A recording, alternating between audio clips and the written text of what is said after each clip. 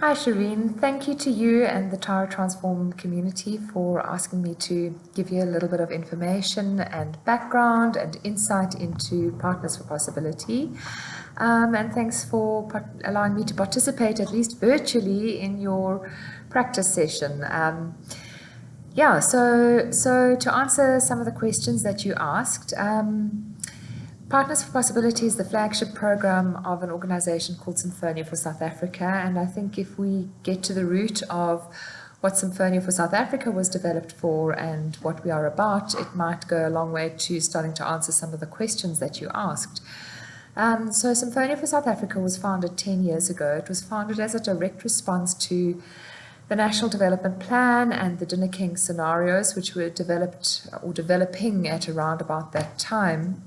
And specifically, the Dinner King scenarios talks about a way forward for South Africa, and it talks about the options that we faced, which were walk apart, so go our own ways, walk apart, not work together, walk ahead, in other words, government and civil society in a relationship where government led the way and the rest of society followed.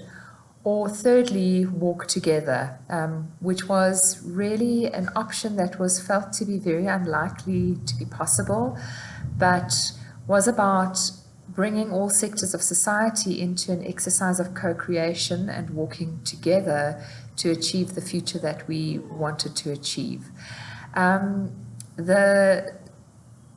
The foundation of Symphonia came out of those conversations and out of this opportunity to start thinking about how as a country we might begin to walk together.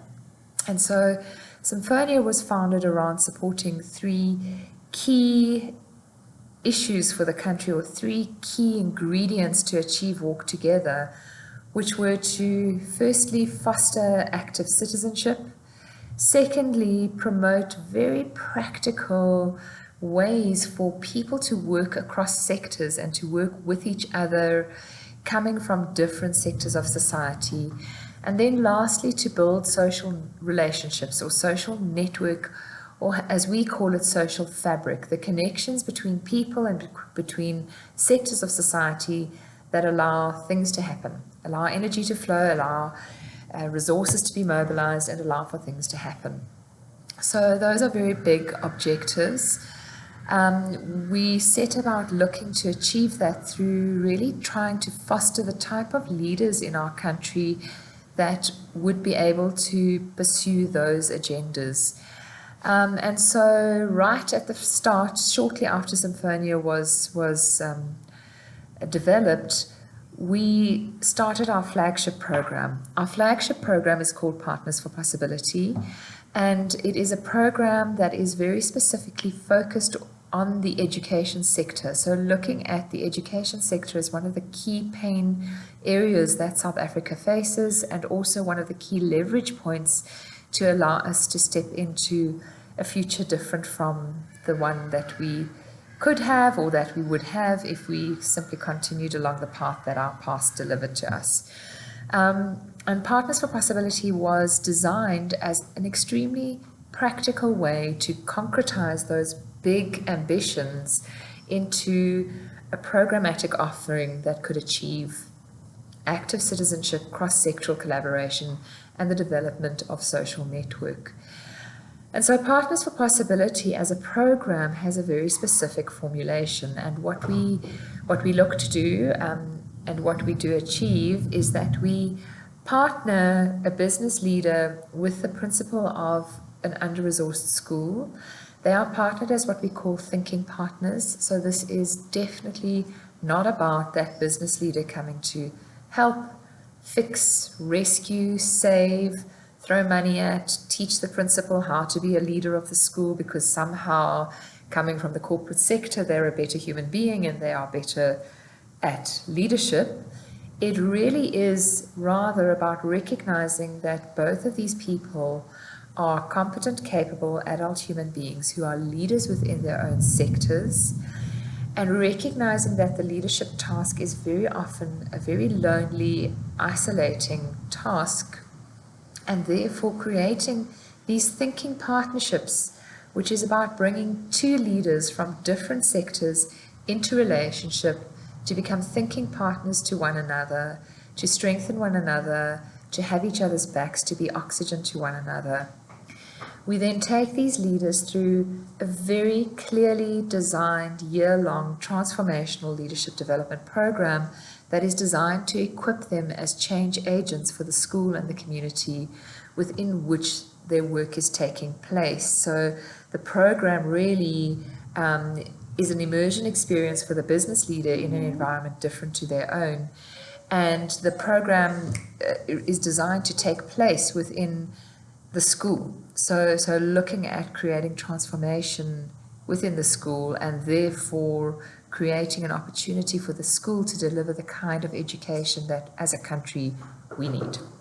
So that is what Partners for Possibility is. We work very closely with the corporate sector. The program is designed to be a synthesis of leadership development, so learning and development, leadership development, socioeconomic development, or CSI if you prefer, and employee volunteerism and transformation. So it sits very firmly in the middle of those four corporate objectives, and it is designed really to allow corporate South Africa to engage with the education sector in a way that is both meaningful for themselves, effective in terms of its impact, creates the real opportunity to deliver skills-based volunteerism, and really is a transformative journey for the participant on that journey, who that business leader often has such a profoundly transformational experience in their understanding of our country and its context, in their understanding of what the education system faces, in the understanding of their power to actually impact meaningfully, not because they're superheroes, but because they bring who they are and they show up and they give what they have into sectors which really require additional support. And they very often take that knowledge back into their organization and start to mobilize and motivate for a different way for business to educate, for business to engage in society. The way that we work with corporate South Africa is basically our program, although we are registered as an NPO, we operate as a social enterprise, so we operate according to a business model where we are offering a service that we perceive and we believe is a very strong win-win-win solution for all the people engaged in it. And so typically our program is not grant funded, it's not grant dependent. What we do is we mobilize business to support every single partnership on the program that takes place. And typically the organization from which the business leader comes will pay for their business leader to participate in this program. And essentially they can pay from whichever of those aforementioned 4 divisions they want to, but essentially what they are paying for is they are paying for a leadership development opportunity for their leader, and pairing that with a leadership development opportunity for the principal. So really a skills development opportunity for that principal and for the business leader. And they are paying to really create direct impact in society by becoming actively involved and engaged in a school and a community. So the model really works where what the business gains from this is not only their CSI budget spend. In fact, it's about leveraging whichever spend they are making in order to achieve impact across their own learning, leadership development skill needs, their own CSI budgeting needs. That's typically not the big seller because CSI has a million projects that come to it, and so really creating something or having a case to make about the value beyond the CSI for the business is critical if you want to have something that becomes very attractive for that business to support. And then obviously the volunteerism opportunity. So increasingly there's a global acknowledgement that volunteerism is meaningful not only in terms of purpose and in terms of creating and driving a purpose-driven organization, but it is also an extremely powerful learning tool. The act of volunteerism itself is a very powerful learning tool for those people participating in it.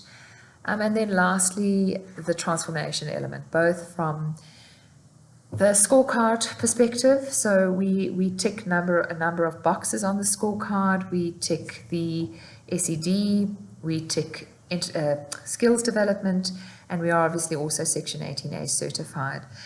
So that is very valuable in terms of having something tangible and meaningful that spend will actually benefit the company with. But it, again, is much more than that. And then the last element, really, of the transformation journey is that companies which are truly committed to transformation beyond the scorecard are increasingly aware that it's not a quick journey. Transformation of the individual person in terms of culture shift, in terms of attitude shift, in terms of shifting what they perceive to be capabilities and opportunities that are open and should be open to all different sectors of our society.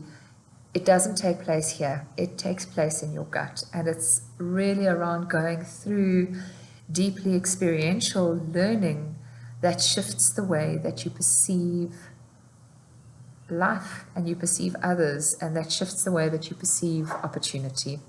And so whenever an organization has put more than 4 or 5 people through the Partners for Possibility program, the feedback that we start getting is that there has been something profoundly dramatic in the shift in their perception and their willingness to engage and embrace diversity thinking as something that is a powerful business advantage, which may all be, it's very well to think that up here.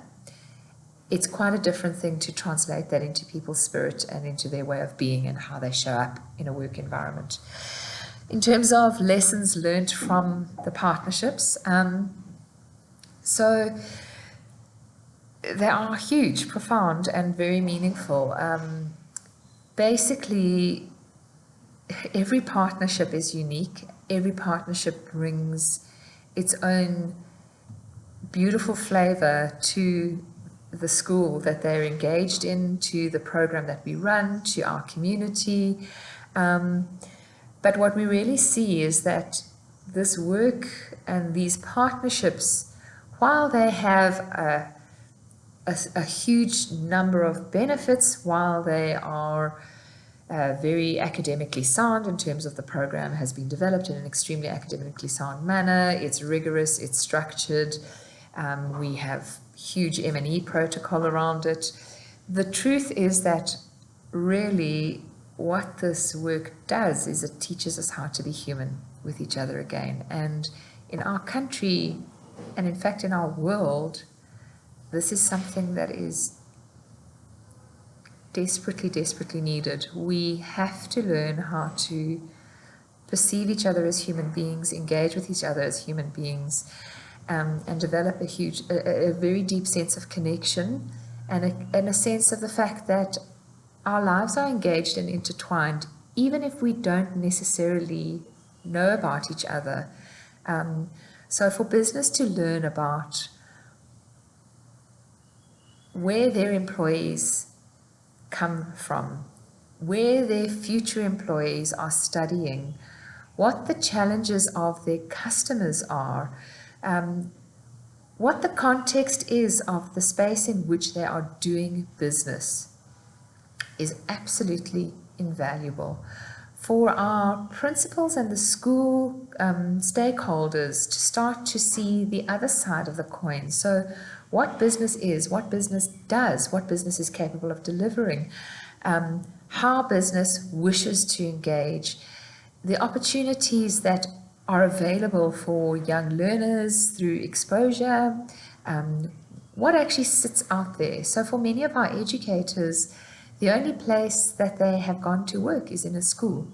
And the exposure to a business environment, to business people, to different sets of culture in terms of working culture, in terms of hereditary culture, is again just enormous. And we see this incredible sense of possibility and opportunity start to flourish when the individuals on the program start to understand what can become available just through connection and network. So without any money flowing, just the connection and network and the ability to access opportunity and the ability to create exposure for their learners, what that can translate into in terms of mindset shift for the learners, in terms of really being able to see a future and to see beyond the boundaries of whatever environment they are currently finding themselves in. The partnerships really are sustained primarily through attention to relationship. So ensuring that where we have developed relationship with a corporate, we really pay attention to not that corporate, but to the individuals within that organization with whom we are engaged, and to spreading our network into that organization, and to really making apparent the benefit of the program. So reporting regularly, giving solid monitoring and evaluation, maintaining contact, ensuring that the needs of the organization are being met. So because we look for a win-win-win solution, we need to pay attention not only to if the program is being successful in the school, but we also need to be paying attention to, is the program delivering value to the company such that they perceive that value and they really choose to continue or to expand their commitment to participation in Partners for Possibility. In terms of advice, so giving advice to anybody who was looking to partner in corporate, firstly, I don't think it's actually advice about partnering with corporate, it's just advice about partnering. So we very strongly believe in the power of collaboration, and we are very clear about when we work together with an organization, whether it is a corporate or whether it is another NPO or another social change organization, people who work in community, people who work in education, a couple of things need to be in place. So the first is purpose alignment. And so what I would really suggest is when engaging with a corporate partner, look for the purpose alignment. So first and foremost, understand, believe in, and value what you have in your program and what you have to offer. The moment we step into the funder service provider relationship rather than the partnering around a common purpose relationship, we can be guaranteed it's no longer win-win. So you know the pain on the service provider side. So the pain on the service provider side is huge. The pain on the funder side is also there because they don't feel necessarily personally engaged with the work. Now, it's an easy route to go, and it's the traditional route to go, and it's what we are used to. But it's not very satisfying for anybody engaged in that relationship. And so until we step into a place where we can say we are partnering in order to achieve something, and it is something that we both believe in, and it is something that we both want to see shift, and the partnership really entails an active involvement from both of us. While I might be delivering this work on the ground, and while you might be funding this work on the ground, you need to feel, see, and touch and be engaged with what we are doing just as intimately as I am. And we need to perceive that what we are doing is a partnership, that I can't necessarily do what you can do. You can't necessarily do what I can do. But together, we can create something very meaningful. And you need to be able to project that and to enroll whoever you are dealing with, whether it is a philanthropic funder, whether it is a corporate, it really is about making the case that what they are looking for and what you are looking for are aligned, and you need to seek that alignment. And that means sometimes that you may engage with people who are not looking for what you are looking for. And the very best thing to do in that instance is to acknowledge that. So do what you can to find the common purpose, but if it genuinely is not there, let it go, because your energy is far better expended on finding a partner who really believes in what you are doing.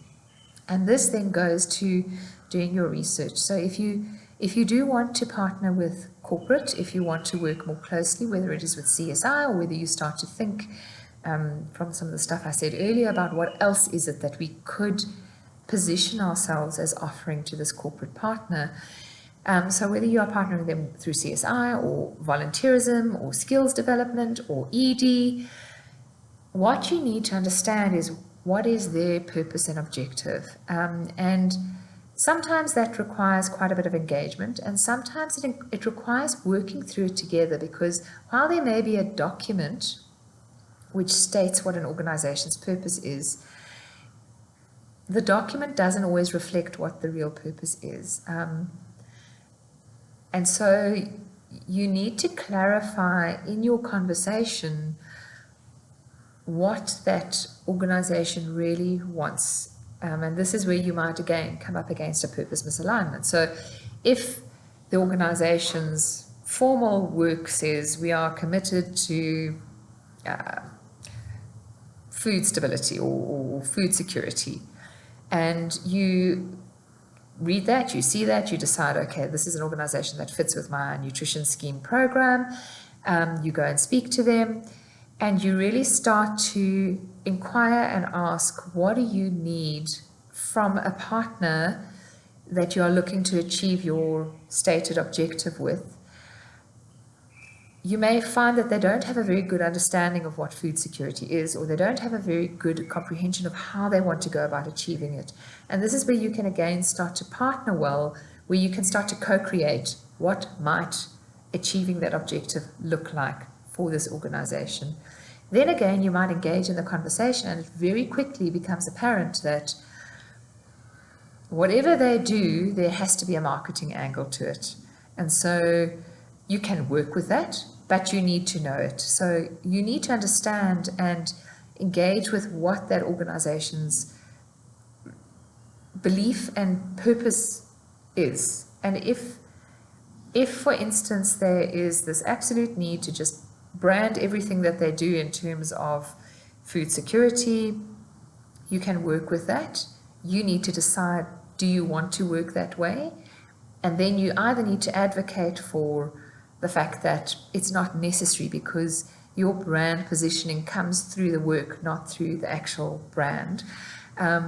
Or you need to be comfortable and say, that's okay, we can brand it that way, and then we'll make it work. And then I believe what your role becomes is you have this privileged position of being in a space where you are in relationship, and you can start to advocate. So you can start to reflect back what in terms of their marketing objective is being achieved, but also what is being achieved in terms of your objectives, what is being achieved in terms of this community's objectives and needs, what difference is it making, and how could that be amplified through further developing this program together. So at the end of the day, what I'm saying is, in order to work together with anyone, what we need to focus on is the development of the relationship. And the relationship means that we need to stand secure in who we are and what we offer. We need to know what that is. We need to be passionate about what it is. And we need to look for the commonality around which we can create relationship. And then we need to actively foster and work on that relationship such that it can become a long-term partnership. Because the truth is, the short win on the funding really doesn't count nearly as much as the 3 or 5 or 10 year partnership does, you can achieve much more with a long-term partnership than you can with a quick kind of injection of cash. But it's then about retaining and maintaining the relationship so that there's trust, there's shared value, there's a perception that this partnership is benefiting and meeting everybody's needs, and that you are actually shifting the needle on something together. Capacity and resources. So I think it's really dependent on what level you want to engage at. So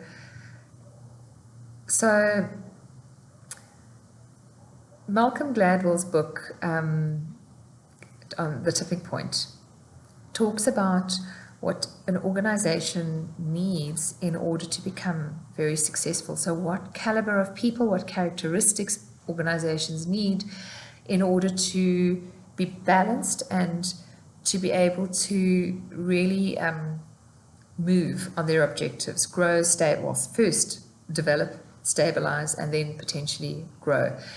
And those three characteristics or people are a maven. So what a maven is it's an ideas person. So it's the person who really feels passionate and strongly and is willing to step outside their comfort zone and develop something. And typically in the NPO space, this would be, for instance, a founder. So a founder of an organization would typically be a maven. So they're an idealist, they're a person who has a big idea, a strong idea. They are really willing to go out on a limb to develop that idea. It doesn't only have to be that person, but you need that characteristic. So you need that passion, drive, willingness to really extend myself for a purpose in the organization. The second characteristic or person is a connector. So I'm a connector. I love being able to connect with people. People are really important to me. And I love to see what people's needs are and how we can align and meet them. Now, a connector's role is really about unlocking resources. So unlocking relationship resources, unlocking partnership resources. It is about fitting into an ecosystem. So finding how you fit into the broader picture of what's happening in whichever space you are operating in, and then developing the supportive network and relationships that allow you to be able to work in that sector effectively. And the last thing that an organization needs is a salesperson. So the difficulty with the NPO sector is that none of us want to think of ourselves as salesperson, because for some reason it has this dirty kind of connotation to it. And yet, so the way that I look at the salesperson job is, it is not about selling what you have. So it's not about persuading people against their will or tricking people into doing something. For me, it is about, are you able to inspire other people to join you on your journey and to commit to it and to become invested?